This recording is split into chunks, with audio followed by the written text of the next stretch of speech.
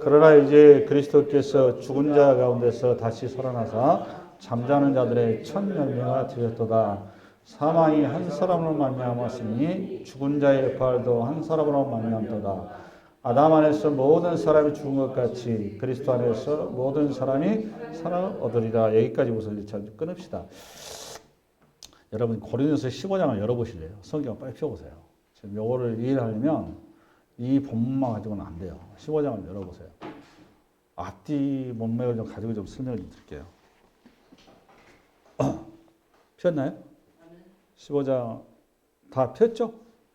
15장 거기 뭘 좀 보셔야 되냐면 3절하고 4절 좀 먼저 보셔야 돼요. 3절 4절 읽습니다. 시작. 내가 받은 것을 먼저 너에게 전하였노니 이는 성경대로 그리스도께서 우리 죄를 위하여 죽으시고 장사 지낸 바 되셨다가 성경대로 사람 안에 살아나사 3절 4절 이 본문을 저는 신학을 하면서 감신대 3년 다니면서 솔직히 말씀드려서 해답을 못 가지고 나왔어요. 성경대로 못 풀고 나왔다고 말이죠. 성경대로 3일 만에 성경대로 죽었다, 그죠? 죽었다가 그다음에 성경대로 3일 만에 살아났다는 거죠. 누가 그랬다는 거죠? 예수 그리스도가 성경대로 죽었다 살아났다. 이게 나오는 배경이 우선 알아야 되는데 지금 고린도는 그리스도인이죠. 그리스도인인데요. 초대 교회는 구성이 이렇게 두 가지로 되어 있어요. 두 멤버. 첫 번째는 헬라파 유대인들하고 또한 유대인들 헬라파 유대인들 디아스포라 유대인이죠. 디아스포라 유대인들하고 헬라파 유대인이라고 그래요. 그다음에 헬라파 이방인들 이 두 부류인데 유대인들은 뭐에 항상 걸리는가 하면 유대인들의 이제 성서 이해관은 율법주의거든요. 이게 율법주의니까 문자에서 이게 성서를 문자에서 그래요. 문자에서 하다 보니까 성서에 있는 그대로 글자에서 그러다 보니까 메시아가 잘 들어야 된다. 메시아가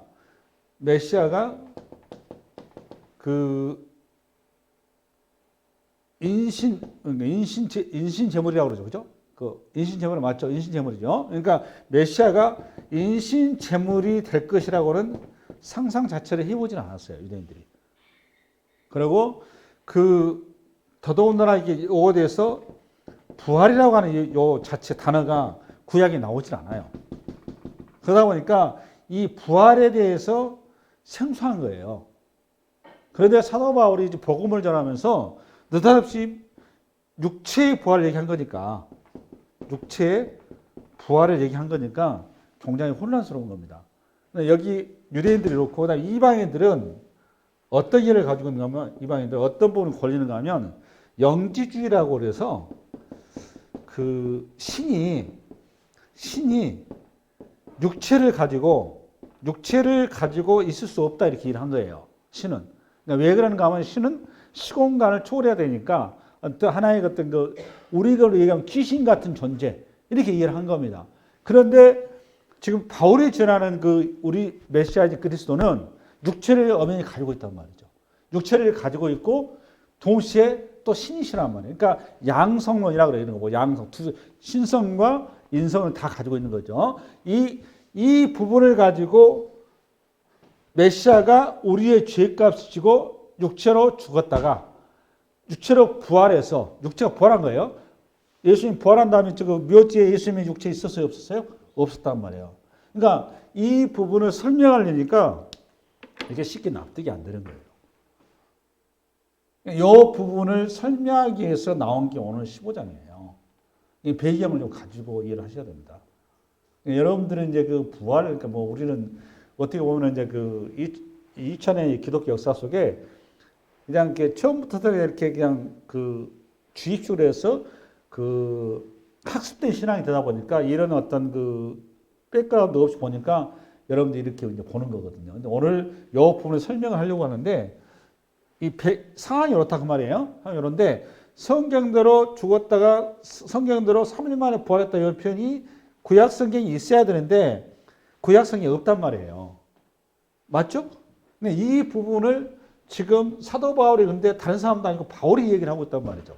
바울이 얘기를 하고 있다면 바울은 구약 성경에 능통한 자란 말이에요. 그러니까 이 부분은 구약에는 어떻게 여기에 나와 있느냐라고 이제 나오면 여러분들은 저와 같이 그 강해 설교를 10년 넘게 받았어요. 그죠? 모세 오경을 설교를 하고 있죠. 그죠? 이게 이 모세 오경을 보다시피 6월절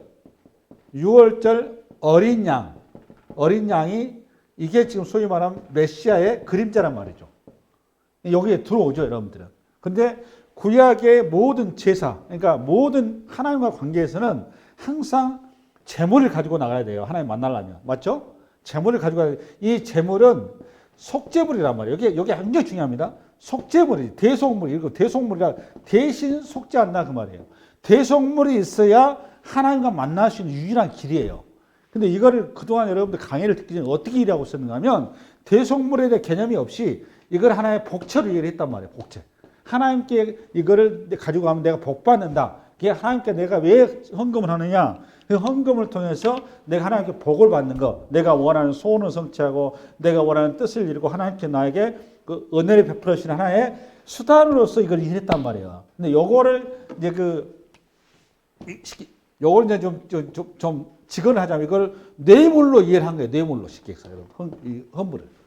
근데 하나님 앞에 우리가 헌금을 가져온 헌금은 뇌물이 아니고 정확히 뭐라고 여러분?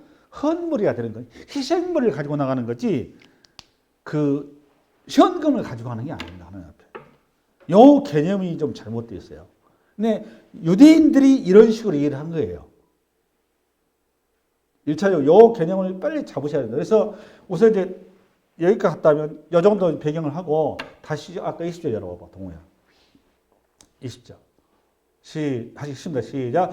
그러나 이제 그리스도께서 죽은 자 가운데서 다시 살아나사 잠자는 자들의 첫 열매가 되셨다. 이게 무지무지 중요한 표현이거든요. 잠자는 자들의 무슨 열매? 첫 열매. 오늘 사실 이 표현 하나만 설명해도 오늘 설교가 시간이 없어요. 근데 다행히 여러분들은 그 강의를 들었고 첫 것에 대한 이해를 이미 가지고 있죠. 맞죠? 네. 그러니까 예수님께서 여기 왜 중요한가 하면 예수님께서 부활에 뭐가 되었다고 여러분? 첫 번째 열매가 됐다 그 말이에요. 첫 번째 열매. 그러면 부활의 열매인데 첫 번째 것이다 그 말이에요. 왜 이름을 쓰느냐? 이거를 출애굽기에 13장에 6월절 사건 이후에 하나님께서 사람이 됐건 동물이 됐건 일단은 호흡이 있는 것은 무조건 첫 번째 것 식물이 됐건 첫 것은 하나님께 드리라고 그랬죠. 왜 드리라고 그랬다고 그랬죠? 여러분 제가 그때? 첫 것은 왜 드리는 거죠? 이게 중요한 거예요. 왜 드리라고 그랬어요? 제가. 첫 것은 10번째 재앙에서 첫 것의 희생을 통해서 뭘 통해서? 이게 중요해요. 희생을 통해서 나머지 것이 전부 다 살아났다 그 말이에요. 첫 것이 뭐였다는 거니까 희생물이었다 그 말이에요. 그러니까 요것의 대가로 인해서 나머지 살았으니 요것은 하나님께 바치라 그 말이에요. 그래서 여러분 출애굽기 할 때 하나님께서 딱 들어오자마자 하나님께서 장자는 하나님께 바치라고 그랬죠? 이게 뭔 소리예요? 이게 장자를 바치라 그 말이에요. 내가 그래서 장자를 목사로 만들어 이런 얘기 아니라고 그랬죠? 네. 뭔 말이라고 그랬어? 장자의 희생을 통해서 너희가 다 살아났다 그 말이에요. 할렐루야? 그러니까 요 목사 하나님께 바쳐야 된다 그 말이에요. 그러니까 그 대가 대속물을 기억하라 그 말이에요. 그 얘기를 한 거예요. 아주 중요한 얘기 이게. 오늘 첫 열매 했다고 말. 그러니까 요 이해를 가지고 갔다면 저를 봐봐요. 그러니까 첫 것과는 뭘 기억해야 되는 거예요? 항상 딱 성경에서. 네? 이게 중요해요. 내가 왜 이거 이렇게 기나게 설명한 줄 아세요? 부활절날? 이런 개념 없어요. 의미 없어요. 이 성경. 그러니까 첫 것이라면 성경상 뭘 기억해야 돼요, 여러분? 복체가 아니고 뭐라고 항상? 네?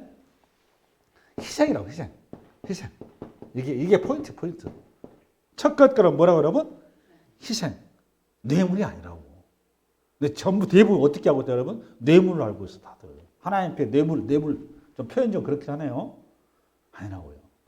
하나님 앞에 우리가 직장 생활하거나 어디 뭐 할 때 우리가 첫 것을 하나님께 드리잖아요. 그죠? 왜 드린다고? 가을에 추수했어요. 추수하면 가을 추수할 때 첫 것을 왜 하나님께 드리는 거예요? 왜? 왜 그걸 하나님께 요구했다고? 첫 것을. 네? 첫 것의 희생을 통해서 나머지 것이 거룩하게 됐다고. 그거 기억하는 장치로 얘기한 거지. 하나님 우리 가을철에 지금 하나님께서 풍성한 열매 줬으니까 감사합니다. 물론 그 뜻이 없는 건 아니에요. 그게 본질이 아니다. 그건 껍데기고 본질이 뭐라고 여러분? 첫 것을 희생을 기억하는 장치로 준 거라고. 그러니까 뭘 기억해야 되느냐? 구원을 기억하는 장치다 그 말이에요. 구원. 핵심.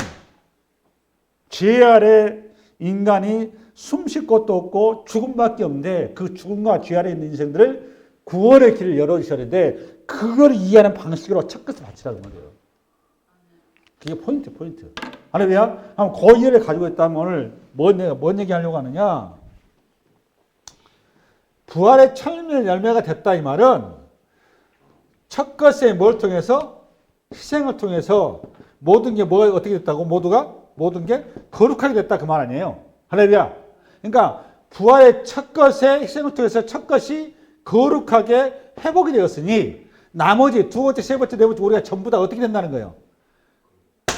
그 얘기 하려고 하는 거예요. 그 얘기.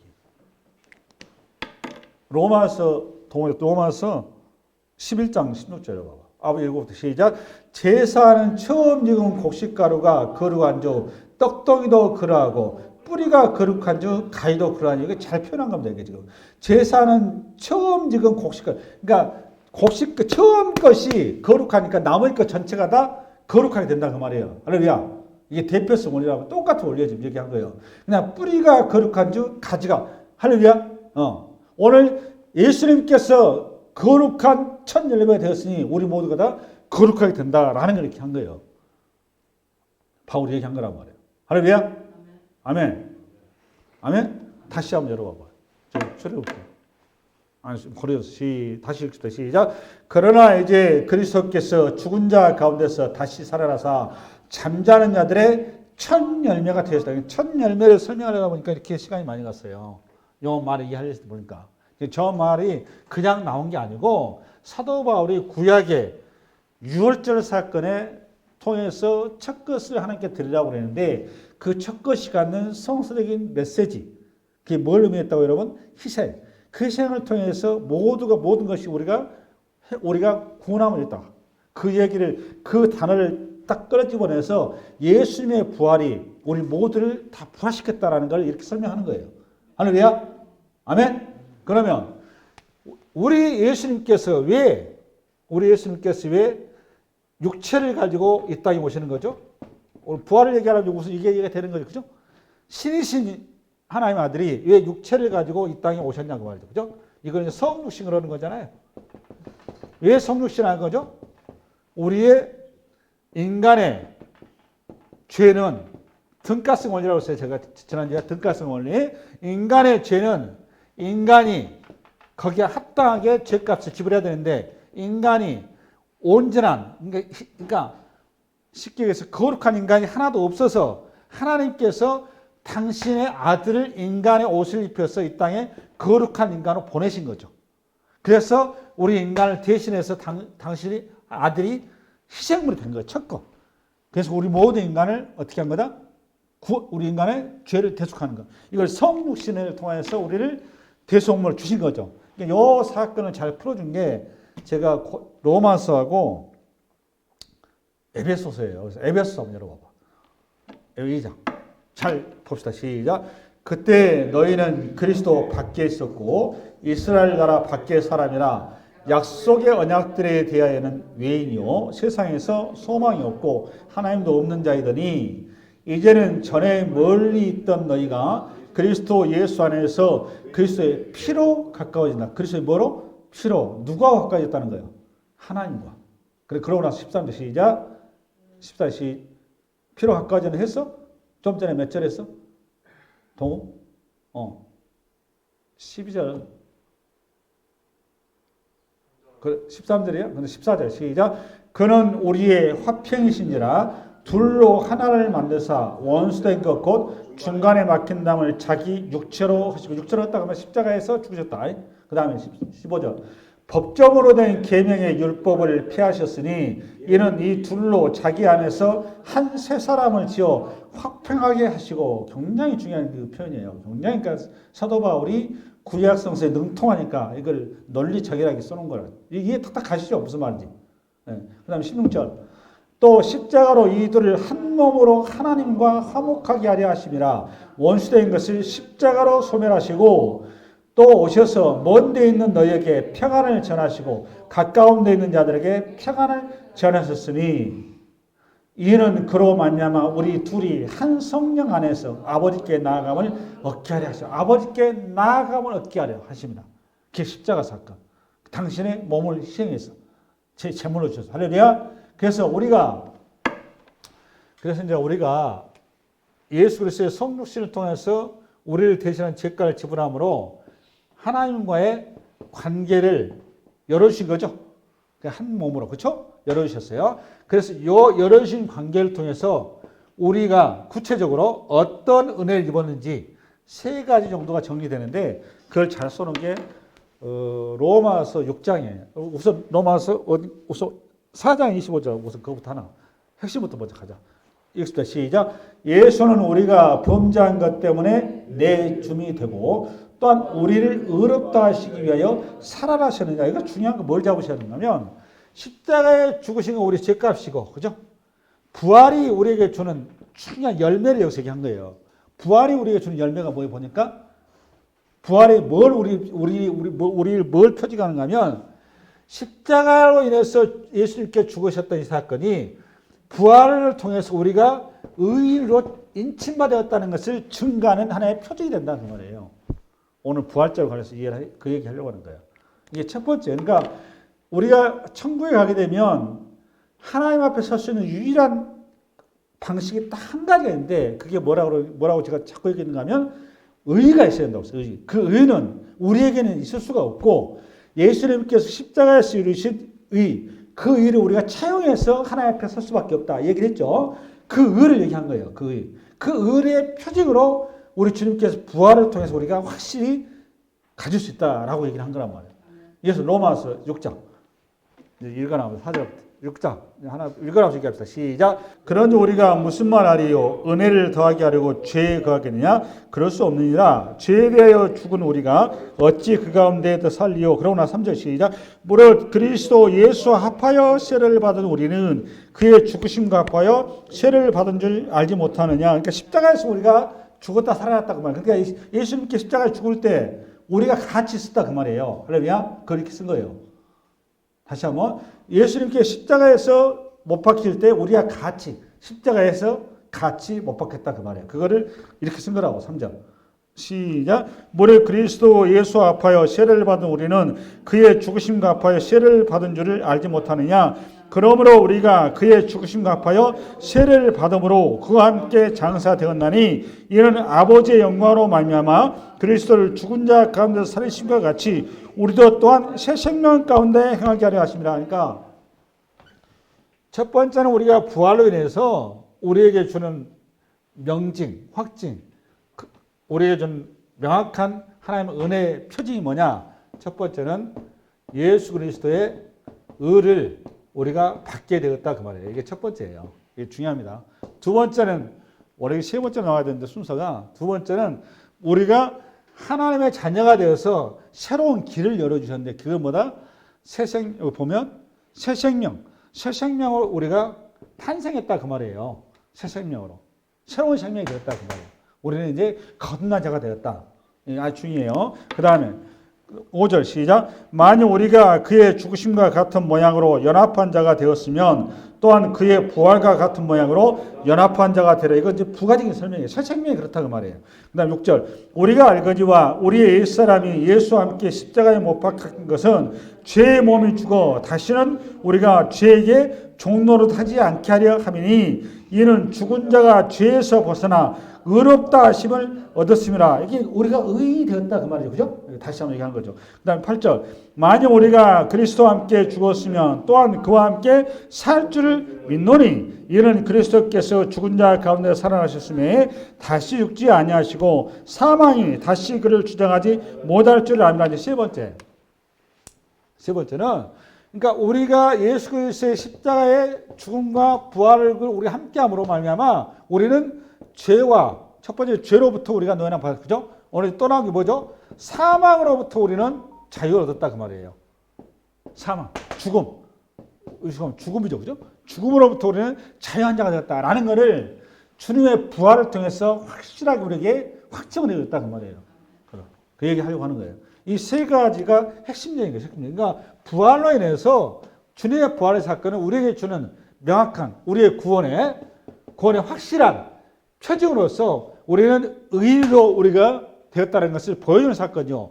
우리는 새 생명으로 태어난 것을 새로운 사람으로 태어난 것을 죽은 자가 아니라 산 자로 태어난 것을 보여주는 사건이요. 또 우리는 죄와 사망을 이긴 자로서 우리에게 확실하게 증거를 내주는 사건이다라고 부활을 통해서 예수는 부활을 통해 우리에게 확인시켜줬다라는 걸 얘기하려고 하는 거예요. 사도 바울이 그 얘기하려고 하는 거예요. 할렐루야. 내 말이 되겠죠. 이게 이제 어디에 나오냐? 장로교가 좀 잘 돼 있는데 그 요리문답이라는 게 있어요. 하이데베르크 요리문답 45항에 요 세 가지를 정리 잘 해놨어요. 인터넷 들어가서 집에 가서 한번 봐보세요. 인터넷 들어가서 하이데베르크 요리문답. 그럼 오늘 요 본문은 좀 여기까지 하고 그 다음에 고린도 15장 다시 봅시다. 15장 시작. 그러나 이제 그리스도께서 죽은 자 가운데서 다시 살아나사 잠자는 자들의 첫 열매가 되셨도다. 21절. 사망이 한 사람으로 말미암아 죽은 자의 부활도 한 사람으로 말미암다. 그러니까 사람이 중요한 거예요. 사람. 그러니까 온전한 육체여야 된다 그 말이에요. 얘기하고 싶은 그거예요. 그 다음에 22절. 아담 안에서 모든 사람이 죽은 것 같이 그리스도 안에서 모든 사람이 삶을 얻으리라. 그 다음에 그러나 각각 자기 차례대로 되리니 먼저는 첫 열매인 그리스도요 다음에는 그가 강림하실 때에 그리스도에 속한 자요 그 후에는 마지막이니 그가 모든 통치와 모든 권세와 능력을 멸하시고 나라를 아버지 하나님께 바칠 때라. 그의 모든 원수를 그 발 아래 둘 때까지 반드시 왕노를 하시리니. 여기까지. 사실 이제 그 좀 전에 그 내용은 그 23절까지 내용은 뭘 얘기하려고 하는가 하면 사도 바울이 고린도서를 통해서 20절부터서 28절까지가 우리의 구원을 완성하셨다. 요 얘기하려고 하는 거예요. 우리의 구원을. 그리고 완성하셨는데 예수 그리스도의 육체가 십자가에 달렸다 부활하심으로 우리의 구원이 완성되었다. 그 부활이 우리의 구원을 완성시켜줬다. 이 얘기하려고 하는 거예요. 그 다음에 또 하나 뭘 얘기하려고 하느냐. 29절부터 30절인데 요거는 하나님의 나라가 완성되었다.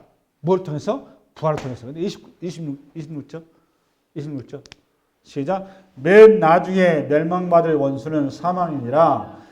만물을 그의 발 아래 두셨다 하셨으니 만물을 아래 둔다 말씀하실 때 만물을 그의 아래 두시니가 그 중에 듣지 아니한 것이 분명하도다. 만물을 그에게 복종하게 하실 때 아들 자신도 그때 만물을 자기에게 복종하게 하신 이에게 복종하게 되리니 이는 하나님이 만유의 주로서 만유 안에 계시라 하시면 요거네. 내가 잘못 썼어요. 22절이고 23절에서 28절이 지금 계속 좀 말이 복잡하죠. 여기 하나님의 나라가 부활을 통해서 완성됐다라는 걸 이렇게 표현 쓴 거예요. 사도 바울이.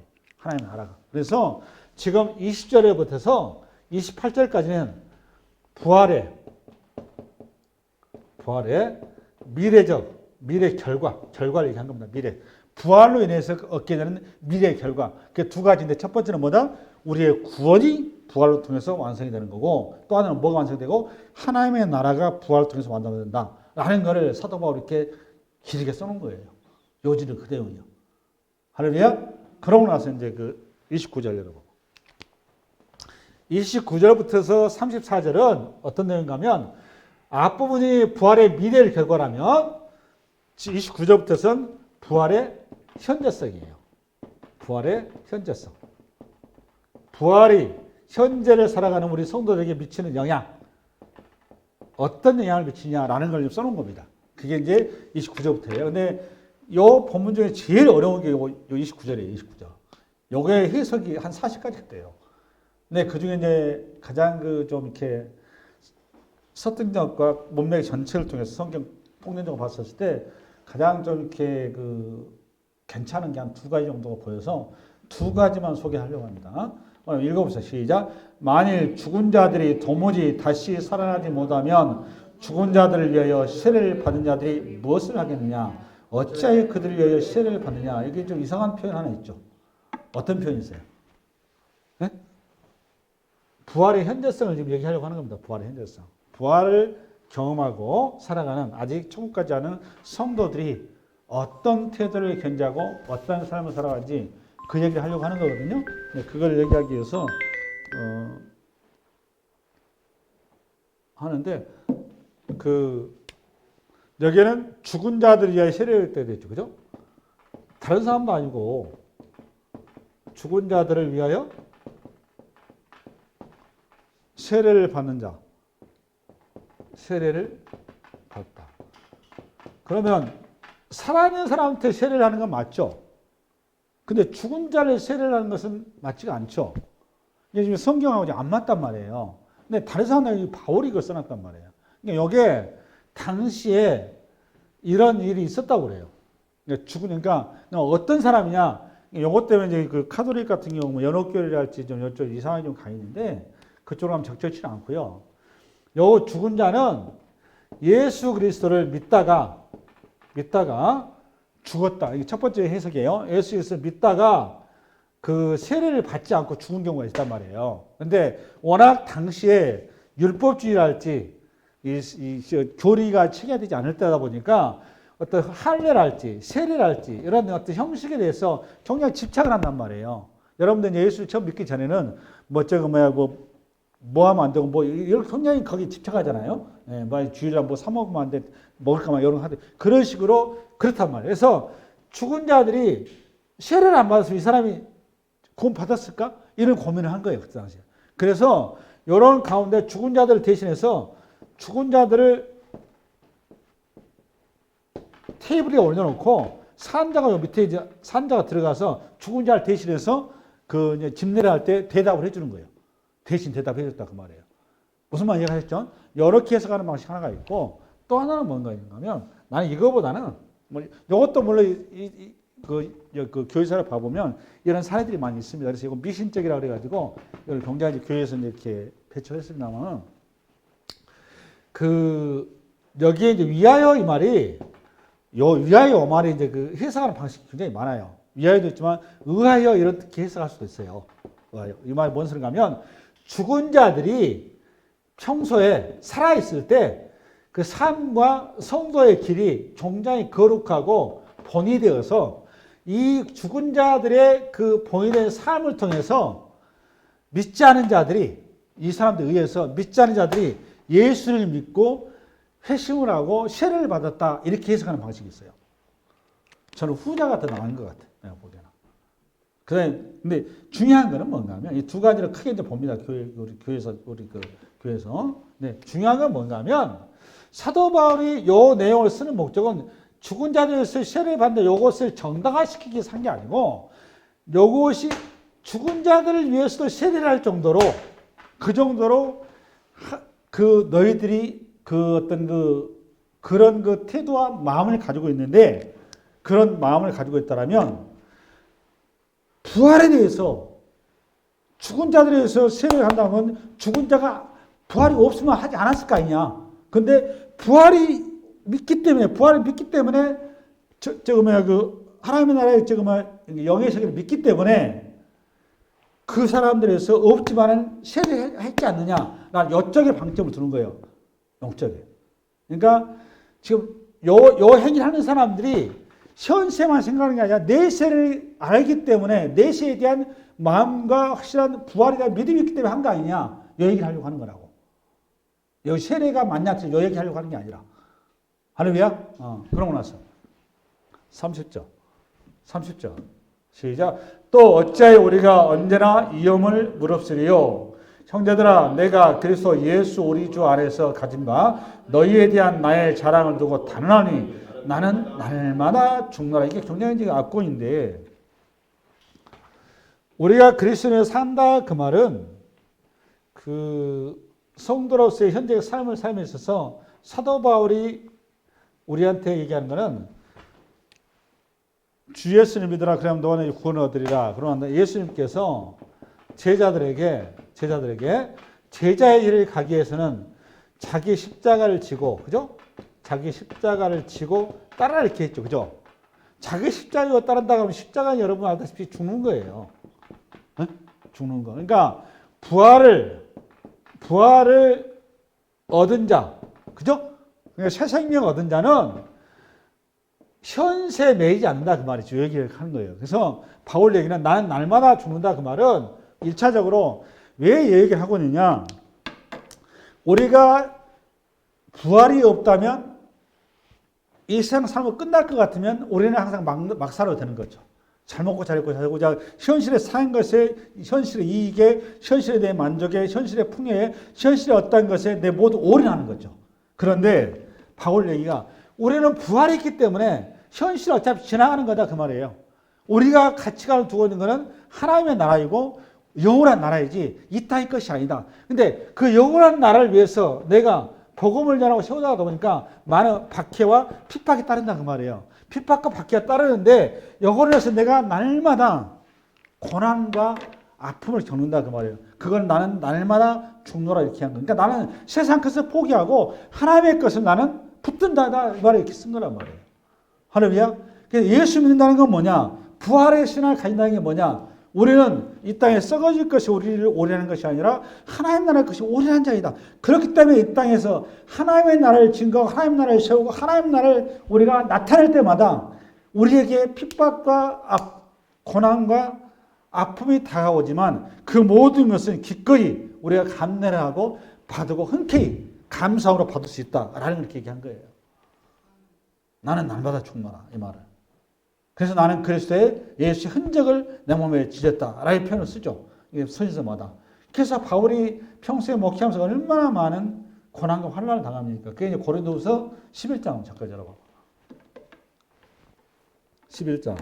그러니까 부활이 우리에게 주는 영향력, 우리 힘 그거다 그 말이에요. 우리가 비록 이 땅에서 고난 당하고 어려움 당하고 핍박을 당하지만 세상 사람들이 보기에는 우리가 미션해 보이고 하잘 것 없어 보이고 하찮아 보이고 우리가 별볼일 없어 보여도 우리는 죽음을 이긴 자고 사망을 이긴 자고 우리는 세상과 비교할 수 없는 어마어마한 것을 소유한 복된 자이기 때문에 기꺼이 그들의 조사와 그들의 어떤 손가락을 받아주겠다는 말이에요. 받아주고 그들 하여금 나의 길을 통해서 그들에게 부활의 눈이 열리기를 원한다라는 걸 쓴 거예요. 한번 읽어보세요. 시작. 그들이 그리스도의 일꾼이냐 정신없는 말을 하거니와 나는 더욱 그러하도다. 내가 수고를 넘치도록 하고 옥에 갇히기도 더 많이 하고 매도 수없이 맞고 여러 번 죽을 뻔하였으니 유대인들에게는 40에 하나 감한 매를 5번이나 맞으니까 우리 예수님보다 더 많이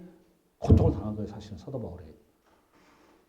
봐보세요. 40에 감한 말을 5번 많이 뜨잖아요. 이때가 아직까지 이게 지금 고린도후서 기록할 때니까 3차 저기도 아니에요. 로마에, 그러니까 막 감옥에 이때도 아니라고, 그때가. 그 다음에 24절, 3번 태장으로 맞고, 1번 돌로 맞고, 3번 파선하고, 일주야를 깊은 바다에 지나서, 이것도 일주야를 깊은 바다에 지났다 이 말이잖아요. 우리 유라굴라 사건 아시죠? 그 사건 저지예요, 이게 지금. 그 전에 수없이 사도 바울이 이런 일을 겪은 거예요. 그때 당시에. 그러니까 사도 바울이 그걸 알기 때문에 로마로 앞서들 때 자기 경험치를 얘기한 거란 말이에요. 여기로 가면 큰일 난다. 거기 갈 데가 아니다. 지금 묘식이 지나고 가자. 이렇게 얘기했던 거란 말이에요. 26절. 여러 번 여행하면서 강의 위험과 강도 위험과 동족 위험과 이방인의 위험과 신의 위험과 광야의 위험과 바다의 위험과 거짓 형제 중에 위험을 당하고 또 수고하며 애쓰고 여러 번 자지 못하고 줄이며 목마르고 여러 번 굶고 춥고 헐벗었느라 그럼에도 불구하고 나는 기뻐한다라는 거예요. 왜 그렇다고 여러분? 뭐가 있기 때문에? 부활이 있기 때문에. 지금 고린도 교회 성도한테 그 얘기를 하려고 하는 거예요. 부활이 없다면 나야말로 가장 세상에서 불행한 자고 나야말로 가장 세상에서 버림받은 자인데 부활이 있기 때문에 영원한 영광이 있기 때문에 나는 가장 행복한 자고 기쁜 자고 감사한 자다. 이 얘기를 이렇게 하려고 하는 겁니다. 너희 역시 부활에 대해 믿음이 있을 때 이 땅의 것으로부터 너희가 자유로울 수가 있고 죄와 사망과 죽음부터 자유로울 수 있다. 할렐루야. 아멘.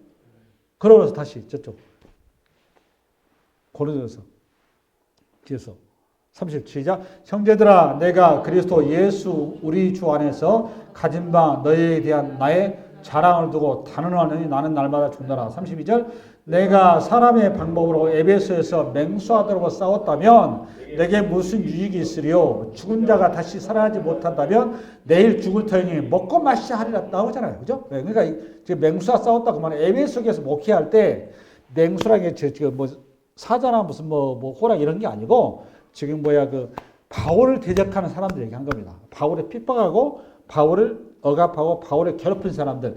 그 사람들한테 일일이 대응하지 않았다 그 말이에요. 내가 기꺼이 오른손 뺨을 때리면 왼손 뺨을 내주고 지금 오리를 가져오면 심리를 갖고 지금 얘기를 이렇게 하려고 하는 거예요. 얘기를 이렇게 한 거예요. 왜 그렇다고 여러분?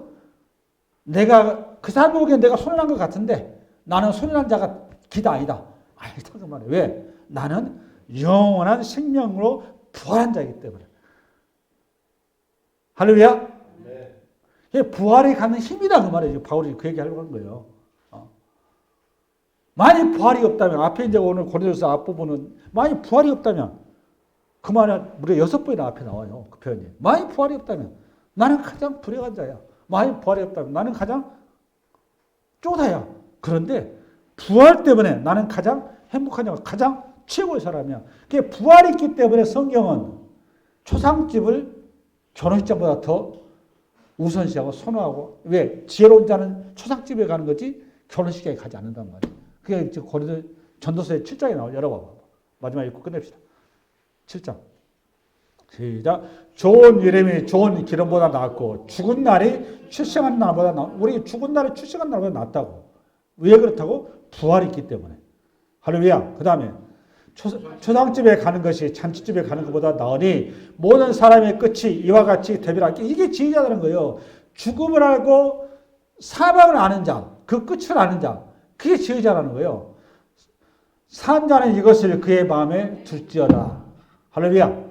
슬픔의 오선보다 나음은 얼굴에 근심하는 것이 마음에 유익하기 때문이라. 이 역설이죠, 역설. 그러니까 부활을 가진 자는 영생을 가진 자이기 때문에 이 땅에 유한한 인생을 살아가는 인생하고는 비교의 대상이 아니다 그 말이죠. 우리가 그런 복된 자인 거죠. 할렐루야. 오늘 그 부활을 우리에게 주신 예수 그리스도의 은혜 앞에 눈을 뜨시고 매일매일 사망의 자리에서 있었다 할지라도 우리는 생명을 보고 소망을 안고 승리하시기 바랍니다. 수고하셨습니다.